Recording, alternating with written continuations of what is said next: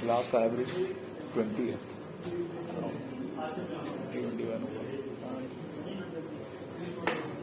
इसके 23 है, इसके इसके जलाल आगे क्या है? 23 हाँ वो ब्लैक पार्टी ब्लैक नहीं है, वो नहीं है, नहीं उसकी बात कर रहा हूँ, कुछ ग्लास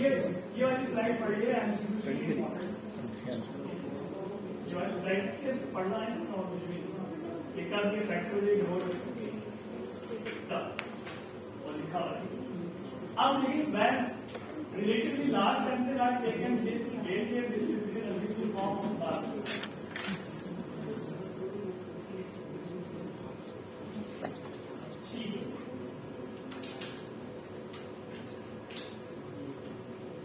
मैंने अभी मैं आपको ये कहा था CLT आपको पता होना चाहिए,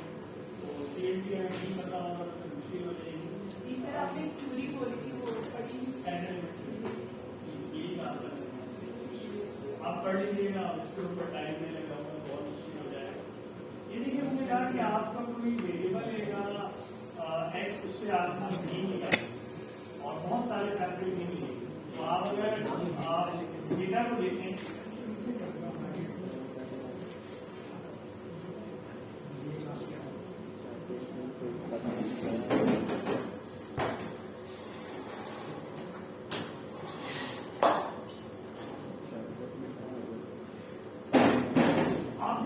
वेरिएबल है वो एक्स नहीं है,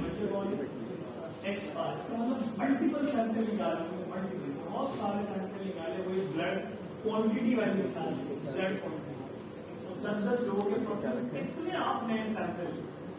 हजारों सैंपल आपने निकाले, तो 18 से 25 साल के लोग थे, तो उनके ब्लड कितनी क्वांटिटी है, 10 लोगों से पूछा, ये जब आपने हजारों हजारों सैंपल आएंगे, उनमें सपोज कर लें कि ऑन एवरेज सारे सैंपल में जो एवरेज आया था ब्लड की क्वांटिटी, सपोज कर लो 4 लीटर, तो वो ये 4 वो है 0.5 ये। लेकिन बास सैंपल में 4 लीटर से क्या होगा, ज्यादा बाद में 4 लीटर से तो ज्यादा वाले ये था, कम वाले, लेकिन आपको पता है जो एवरेज क्वांटिटी है, ब्लड की एवरेज क्वांटिटी है, अगर ये ज्यादातर लोगों में 4 है तो फिर 4 के करीब भी अच्छे खासे 4.1 वाले भी 3.9 वाले, लेकिन जैसे आप 4 से दूर जाएंगे, चाहे राइट हैंड जाए, तो फिर आप देखेंगे कि लोग फिर कम होना शुरू हो जाएंगे, 4 से आप बहुत दूर आ रहे, शायद कुछ एक आध ही लोग हों जिनकी बॉडी में बहुत ज्यादा ब्लड है, जिनका HP आप निकालें तो 18, 19, 50 आ जाए, और जगह में ये भी बहुत कम लोग हैं जो जिंदा है लेकिन इनका HP बहुत कम, ठीक 1 या 2 या 3 बहुत खतरनाक होता है। तो आप देख सकते हैं कि इस डिस्ट्रीब्यूशन में आपको जो दिख रही है ये तो मीन है, लेकिन क्या हर वैल्यू हर सैंपल मीन अपने मीन और मीन्स के बराबर है? नहीं, जैसे ये सैंपल मीन है वो इस अपने मीन और मीन से इतना दूर, ये इतना दूर, ये इतना दूर, यहाँ हर एक को यहाँ से चेक कर रहे हैं, तो वेरिएबिलिटी मौजूद है, स्केल जो है वो आप देख रहे हैं लॉन्ग होती चली जा रही है, जैसे जैसे आप अपने मीन और मीन से होते चले जा रहे हैं, जो वेरिएबिलिटी है मीन और मीन्स में वो आप निकाल सकते हैं सिग्मा और एंड के जरिए, अगर आपको पता है कि सैंपलिंग पीछे हुई है वो बेटर प्लेस, अगर विदाउट हुई है तो इसी सिग्मा और एंड के आगे आप क्या लगा देंगे, एंड कैपिटल एन माइनस 1 है divide by capital N minus 1, ठीक है। तो आगे गए हमारे पास किस किस्म की ये भी थोड़ा सा पढ़ लीजिएगा, आसान सी स्लाइड को कॉन्सेप्चुअल बात की होना जी, मैं बता दूँ सवाल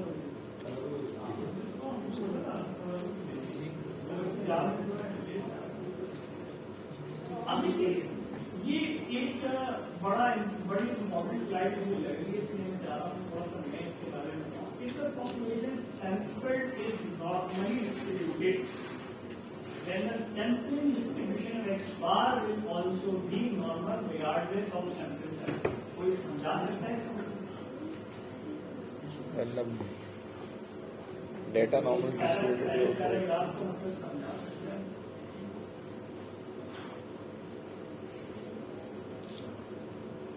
वापस जा रहा हूँ मिसाल की तरफ जिसमें हमने ब्लड क्वांटिटी की बात की।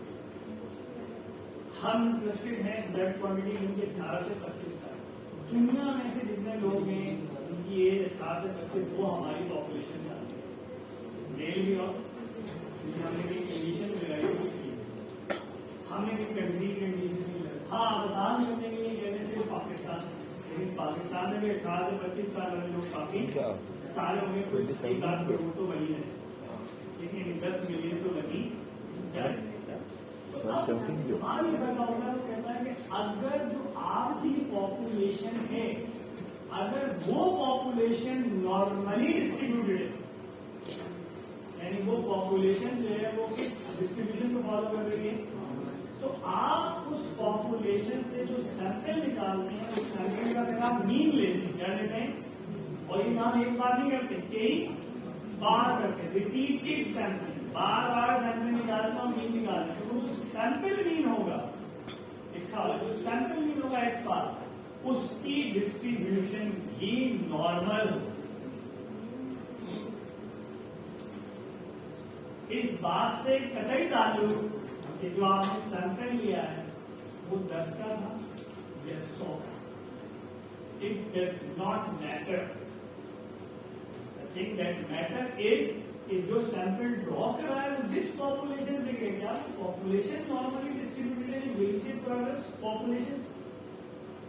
if the population is normally distributed then the sample drawn from this type of population, वो फिर सैंपल की जो कैरेक्टरिस्टिक्स है मीन है वो भी नॉर्मली डिस्ट्रीब्यूटेड। आप कहेंगे की बात हमें पता ही क्यों जा रही है, हमारा इसमें क्या इंटरेस्ट है,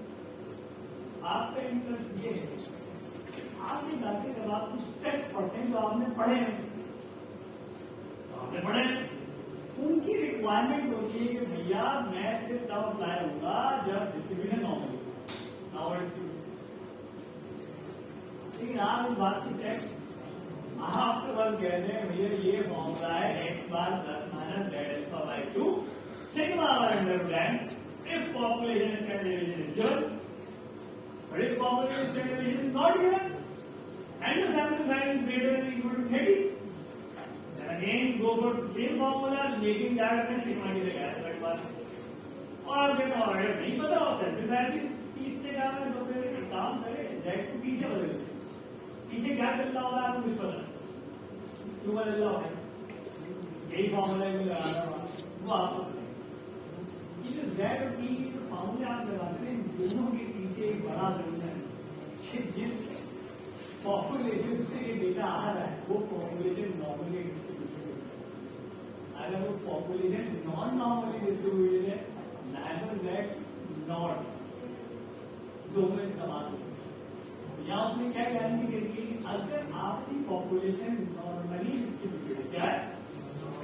तो उससे आने वाला जो सैंपल है, सैंपल मीन जो है वो भी क्या होगा नॉर्मली डिस्ट्रीब्यूटेड। जैसे इसका आसान लफ्जों में अगर मैं बताऊं, जैसे हमारी डीएनए पैटर्न होता है, आपका डीएनए पैटर्न आपके फादर का है ना वही आपका होगा, इनका आपके पेरेंट्स का है वही है,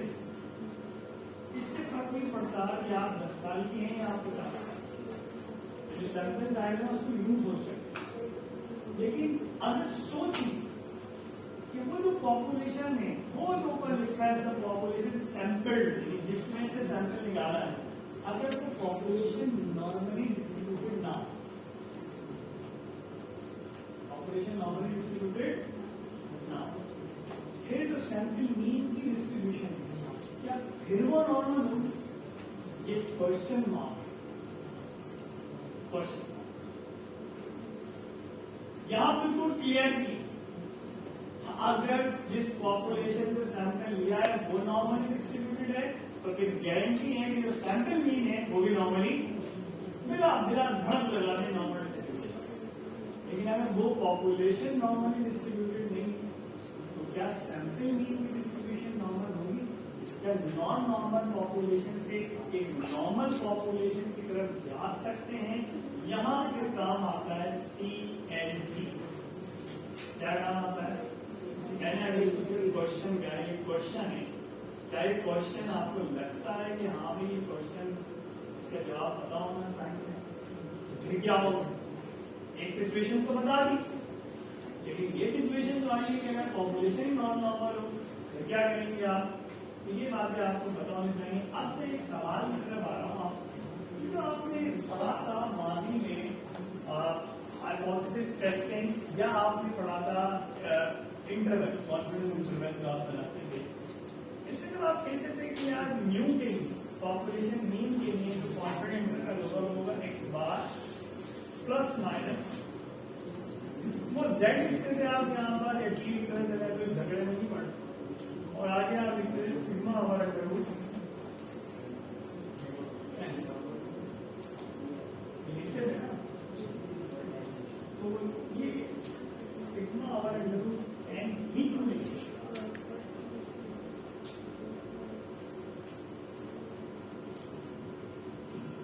ये लिखते जाने के, और जब सिग्मा नहीं होता था तो ऐसे लिखते थे, लेकिन होता ही तरीका ही होता ऐसा वाला तो क्या है, ये कौन सा समझा आपको नहीं लगता कि कोई दिस करे सिग्मा और इनको लेंगे जैसे कि दूसरी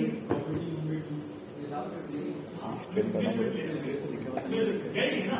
मतलब प्रॉपर्टी नंबर 2 तो याद रह गया, लेकिन इसका क्रक्स याद नहीं, मुझे सब पता है। उस प्रॉपर्टी में बताया गया किसका किसका सैंपल मीन सिग्मा और इसका मतलब ये स्टैंडर्ड एडिशन किसका स्टैंडर्ड एक्स का एक्स बार एक्स का एक्स बार सारा कभी कर लो। एक्स का स्लाइड दिखाते हैं आपको, ठीक है, के ऊपर बड़ी मादर आज कल बोल दे के ऊपर गली करते हैं मजे कैमरा 3 नहीं है, कहाँ जा रहे हैं यार, कितने का सिग्मा एक्स मॉडल है, एक्स बार आराम से बच्चे कुर्सी लगे स्लाइड भी जा रही है, हम उनको टाटा बाय बाय कह रहे हैं, उधर को लगे देख के तो भाई टाटा बाय बाय करते खुद तो याद होता, ठीक है। एक्स बार यानी ये सेकंड एडिशन होता है इसका, एक्स और एक्स बार क्या है, सैंपल स्टैटिस्टिक है, सैंपल पैरामीटर स्टैटिस्टिक, किसी भी स्टैटिस्टिक का जो स्टैंडर्ड डेविएशन क्या होता है, उसे सॉफ्टवेयर बेस्ड एरर क्या कहते हैं। कभी अगर एसपीएसएस में कहीं भी स्टैंडर्ड एरर दे दीजिए, standard error is nothing but the standard deviation of any statistic, और एक्स बार स्टैटिस्टिक और ये एक्स बार का स्टैंडर्ड डेविएशन तो मैंने लिखा था, ठीक है। अब जरा गौर से देखिए, ये कुछ उसने कहा कि दो सैंपल दो पॉपुलेशन, जैसे मैंने कहा कि ब्लड ही जाएंगे ना, ब्लड की क्वालिटी, लेकिन फीमेल और मेल का अलग, फीमेल का, तो एक पॉपुलेशन मेल की हो जाएगी और एक पॉपुलेशन, तो हम क्या करेंगे भाई, इनकी मीन्स निकालेंगे सैंपल, उनकी मीन लेंगे वहां से भी। तो मैं फिर भी लिखना चाहता हूँ इन दोनों में कोई डिफरेंस है, आप डिफरेंस को मैथमेटिक्स में किस ऑपरेटर के जरिए इंडिकेट करें, माइनस, तो आप देख सकते हैं बीच में माइनस साइन यहाँ पर, पहली प्रॉपर्टी दोबारा हुई x1 बार माइनस x2 बार, ये दोनों मीन सुनिए में दोबारा, फिर से क्या हुआ होगा कि आपने यहाँ बना लिया सैंपल नंबर 1, यहाँ आपने लिया पॉपुलेशन सैंपल मीन 1, यहाँ लिया सैंपल मीन 2, ये मेल का और ये फीमेल का। अब पहले आपने 10 लोगों का जो है ना वो लिया सैंपल, 10 मेल 10 फीमेल, और उनके मेल का जो ब्लड आपके पास क्वांटिटी आई ऑन एवरेज पहले सैंपल वो आई है से 4 लीटर और फीमेल की आई है 3.7 लीटर। ऐसे आपने अगला सैंपल लिया, दोबारा 10 लोग लिए, 10 अलग मेल 10 अलग फीमेल, उनका दोबारा आपने लिया, ये आ गई 3.9 और ये आ गई आपके पास 3.9। इस तरह तीसरा सैंपल लिया, फिर 10 लोग लिए, 10 मेल 10, फिर उनकी ब्लड क्वांटिटी देखी आपने, ये सारा आपके पास जो सैंपल डेटा चल रहा है, ये मेल का होंगे।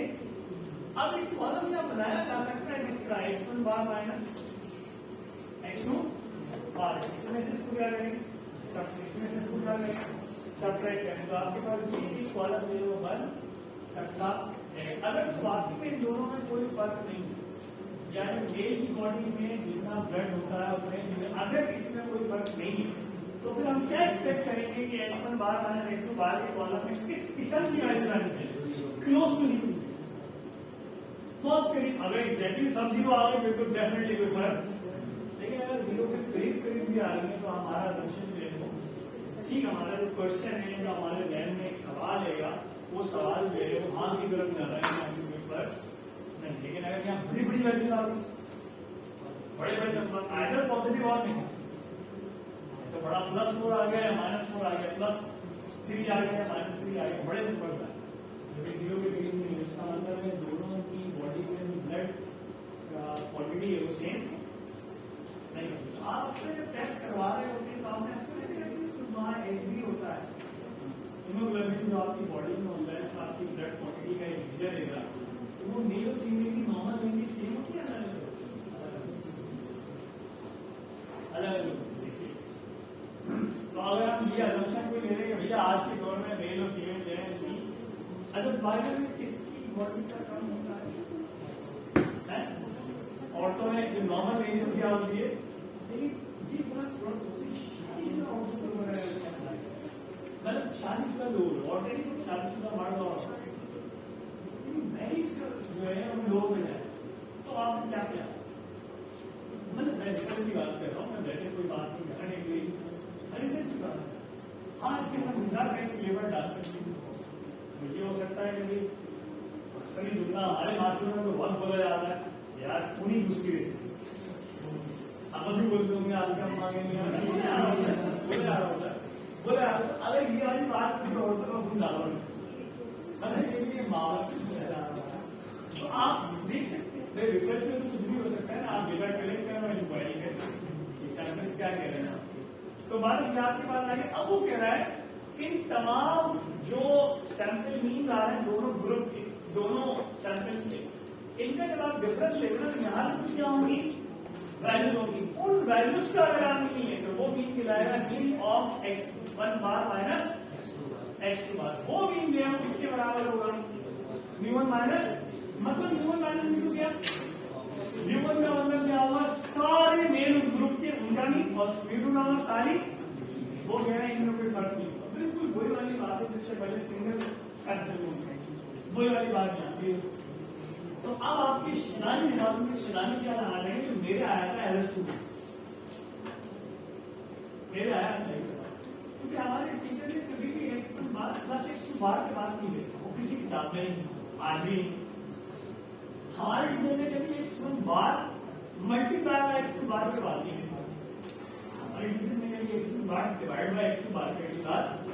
और उसी किताब में मौजूद तस्करा कर दी। याद है मैं बहुत छोटा लगा, मेरी सोच बहुत लिमिटेड, आप बड़े शानदार लोग, मेरे घर में तो आया था, बाद में जब आया मुझे जवाब मिला तो मैंने क्या सवाल देना है, कितने सवाल देना, आप बोले अच्छा है हमारे देने नहीं, बाकी में बहुत बेकार से सवाल, जब जवाब थोड़ा सोचा तो क्या सवाल देना है, तो सवाल ही नहीं बनता, ये +2 की बात क्यों नहीं करी, मल्टीप्लीकेशन की बात नहीं करी, मैं इसलिए इशारा दे रहा हूँ और ये इशारा के अच्छा खासे ही बता देता हूँ। जब आप X1 बार माइनस X2 बार करते हैं इसकी मीनिंग बनेगी, X1 बार प्लस X2 बार की मीनिंग आप नहीं बनेगी, आप सोचिए इसे कन्वर्ट करें आम अंग्रेजी में, ऐसे सोचिए थोड़ा अपनी रियल लाइफ से कनेक्ट कर पाए इसको, X1 बार माइनस X2 बार की मीनिंग हर जगह बनेगी, X1 बार प्लस X2 बार की मीनिंग कहीं भी किसी जगह नहीं, इनके प्रोडक्ट की मीनिंग आप थोड़ा सोचें, कुछ चीजें ऐसी होती जिनको आप भी अगर अपने आप को कन्विंस करें तो ज्यादा रहता है। ठीक, मैं ब्रेक की तरफ चला जाऊँ, ठीक, 2:20 हो रहे हैं, 2:40 मिनट